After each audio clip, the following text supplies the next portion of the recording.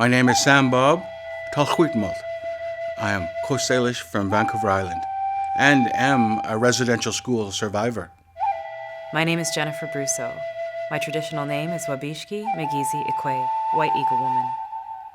We're here to help guide you through this course. Traditional teachings from our shared experience as Indigenous peoples are an important part of embracing our new family in parenting after separation.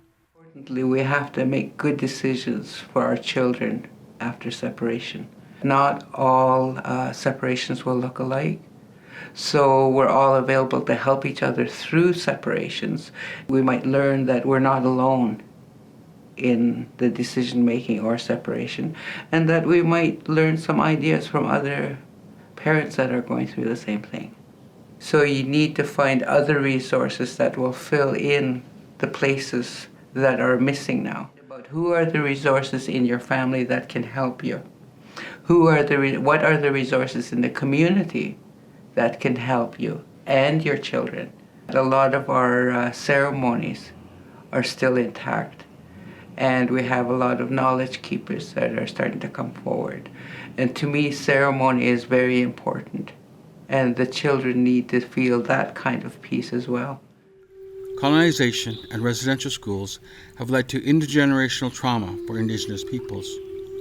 Trauma refers to a highly stressful event or series of events that cause lasting emotional, physical, spiritual, and mental harm. This harm can lead to negative effects on a person's thoughts, feelings, and behaviors. When trauma is ignored and there is no support in dealing with it, the trauma can be passed from one generation to the next. For each individual, it is experienced differently, even if we don't feel it ourselves. We may see it outside ourselves in our communities or cities. It is one of the root causes of social realities in Indigenous communities today. These realities include poverty and poor physical, mental, and spiritual health. The effects also include higher rates of domestic violence and involvement with the child welfare and criminal justice systems.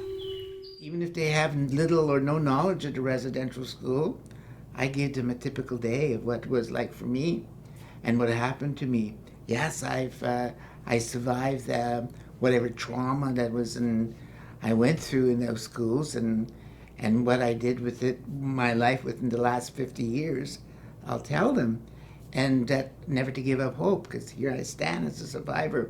And right now, for that parent, they feel that they're at rock bottom, but they could still pick themselves up. When I do this, sometimes the parent himself will reflect and get that aha moment, because they have a reflection and they think sometimes what was going on was just an individual thing, and it isn't. It's just a roll-off of another situation, the roll-off of those generational traumas, the roll-off maybe just being a 60 scoop survivor, or a roll-off of being somebody that was adopted and trying to find your way home, or the roll-off of someone being sexually abused and why, and all this stuff going on. By including a lesson on domestic violence, we do not suggest that there is violence in your family. As we covered in Lesson 2, many people are learning healthy ways to care for one another as a result of intergenerational trauma we have experienced in our families. We know that violence in Indigenous families is often reinforced by extended family and community. It's important for all Indigenous peoples to look at the root causes of domestic violence, know what resources are available, and reflect on how communities can heal. Most violence in relationships involves male abusers and female victims, but it can also happen in same-gender relationships. In a small minority of cases, the abuser is female and the victim is male. Domestic violence is an abuse of power within relationships when there is intimacy, trust, and dependency. Women who have lived in abusive relationships describe living with abuse all the time. It was a constant. Even when their partner was being nice, they still lived with fear because of the controlling behaviors of their partners. Christina Dragan tells us about her own experience. When it came time to be a mother myself, I found myself in, unfortunately, an abusive relationship. I didn't have very much knowledge about that, And there was so much fear and stress in my life at the time. I wanted desperately to have a family unit because I was raised up by a single mom. And I had always hoped to be able to break that cycle and raise my children with their father. I knew that I didn't want my two sons, my beautiful two sons, to think that mistreating women was okay. So I made the decision to end our relationship and to become a single mom. I was so scared at the time, I had no idea what I was doing. But thankfully, I still had my role models and my supports to help me. The rate of reported violence against Indigenous women is almost 3 times higher than the rate reported by non-Indigenous women. What accounts for this level of violence against Indigenous women? It can be partly explained by the intergenerational effects of the residential school experience.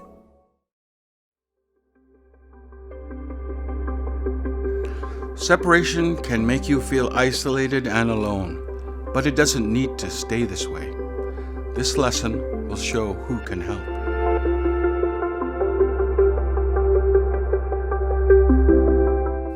A source of support for you and your family during the process of separation can be to receive guidance from an elder. Elders are important knowledge keepers who are recognized by their nation or community for upholding cultural values and offering wisdom and teachings. They lead by example and are dedicated teachers.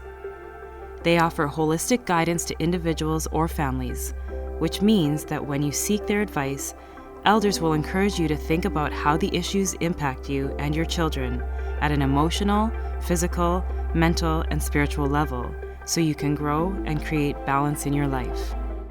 Family Justice Counselors, or FJCs, are mediators who are employed by the BC Ministry of Attorney General. These mediators work in family justice centres and justice access centres across the province. FJCs help parents to reach agreement about things like where the children will live and how much child support will be paid. Getting help from an FJC is free. FJCs meet individually with you and the other parent to explain options for resolving disagreements about the children. They can also refer you to other people in the community that may be helpful. My name is Anne Ruvikamp, and I'm a family justice counselor at the Victoria Justice Access Centre. I am Ojibwe from Ontario. I would meet with each parent individually and explain our services and the options available to them. The best way to explain what mediation is that both parties would meet with the family justice counselor in the mediation room, and both parties would provide a list of the topics they would like to cover in the mediation. And then the mediator would assist the parties to go through that list and come up with an arrangement or an agreement that works in the best interest of their children. If you're unable to come to an agreement, or there were portions of your mediation that you weren't able to agree to, the family justice counselor could explain the court process to you and assist you with filling in the forms needed. So family justice counselors are impartial third parties. I don't make decisions for parents. I help guide them through the process and provide assistance through supports and referrals to anyone who comes to see me.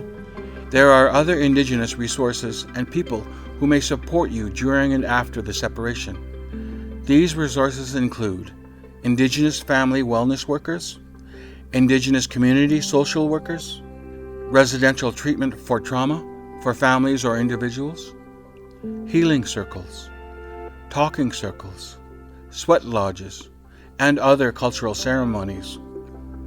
You can also keep an eye open for other community programs that heal families and support positive parenting with Indigenous teachings.